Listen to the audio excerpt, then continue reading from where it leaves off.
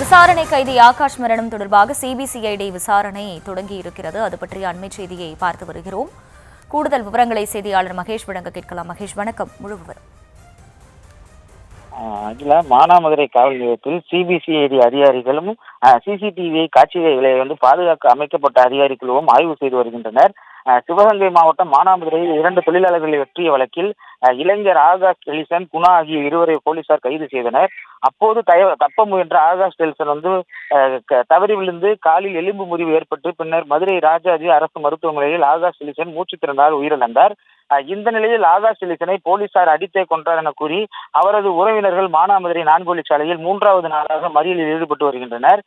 இந்த நிலையில் இந்த வழக்கு சிபிசிஐடிக்கு மாற்றப்பட்டு சிபிசிஐடி ஆய்வாளர்கள் சரவணன், கீதா ஆகியோர் மானாமதுரை காவல் நிலையத்தில் விசாரணை நடத்தி வருகின்றனர். மேலும் உயர்நீதிமன்றம் மதுரை அமர்வு உத்தரவின் பேரில் காவல் நிலையத்தில் உள்ள சிசிடிவி கேமரா காட்சிகளை பாதுகாப்பதற்காக மாவட்ட வருவாய் ஆய்வாளர் செல்வசுரபி, நகராட்சி ஆணையாளர் கோபாலகிருஷ்ணன் உள்ளிட்ட அதிகாரிகள் குழுவும் அமைக்கப்பட்டது.